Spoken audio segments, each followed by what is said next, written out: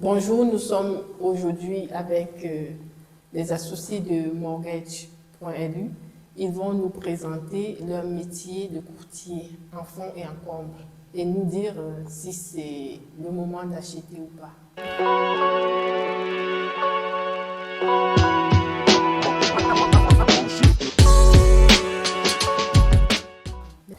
Bonjour Monsieur Profit. Bonjour Françoise. Est-ce que vous pouvez vous présenter et présenter votre société? Bien sûr. Alors donc moi je suis Stéphane Profit, donc président et cofondateur de la société de courtage en prêt immobilier Mortgage.lu. Juste pour la petite histoire, auparavant j'étais aussi courtier mais en tant que salarié dans d'autres sociétés au Luxembourg. La société Mortgage.lu donc est une société relativement récente que nous avons créée avec mon associé Kevin Humelans en octobre 2023. On a lancé cette société donc et depuis je dirais on a bien démarré l'activité. On a effectivement des clients qui nous sollicitent tous les jours, des compromis qui se signent et donc des accords bancaires que nous obtenons auprès de nos partenaires bancaires. Ça, c'est des bonnes nouvelles, surtout dans une situation assez particulière.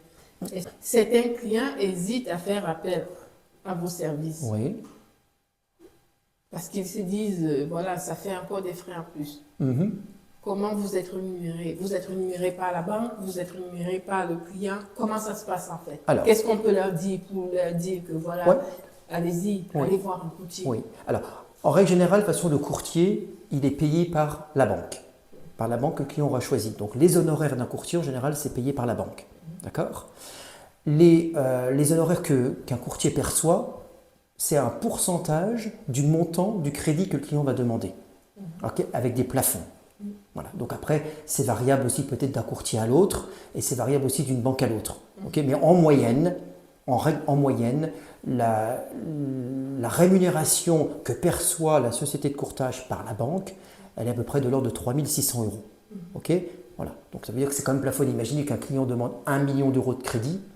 Et si la rémunération de la banque, elle est par exemple de l'ordre de 0,6% du montant financé, 0,6% d'un million, ça ferait 6 000 euros, mais le courtier ne percevra pas 6 000 euros puisqu'il y a un plafond en moyenne de 3 600 euros.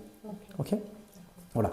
Ce qu'il ne faut pas oublier, c'est que le client, il aura quand même des choses à payer, ce qu'on appelle les frais annexes. Donc, ce qui est droit d'enregistrement, déduction faite du crédit d'impôt, les frais de notaire, les frais d'hypothèque et les frais de dossier. Ça, les banques ne les financeront jamais. Donc ça doit faire partie de l'apport personnel du client. Voilà ce que la banque va payer le courtier, mais le client aura quand même des choses à payer à côté. D'accord. Merci pour tous ces conseils et merci pour toutes ces informations que vous donnez à nos auditeurs aujourd'hui. Qu'est-ce que je voulais dire? Le mot de la fin. Voilà, on a en face de nous un courtier qui vous dit c'est le moment d'acheter. Absolument. C'est le moment d'acheter. Donc, malgré les taux, malgré la situation, malgré tout ce qu'il y a, on doit continuer de vivre, on doit continuer nos projets. Et c'est vraiment, voilà quoi, vous arrivez voir Monsieur Profit, vous avez un projet, vous avez 97% de chances d'avoir un accord, d'avoir un accord bancaire. Et de devenir propriétaire. Et de devenir propriétaire. Donc, je ne sais pas ce qu'on peut dire en plus. C'est le moment. Absolument, je confirme. Voilà, il le confirme, il est dans le prêt immobilier tous les jours et c'est son métier. Voilà, vous n'avez qu'à les contacter et vous êtes propriétaire. Voilà. Absolument. Merci. Je vous en prie, merci à vous, merci pour cette interview. Merci.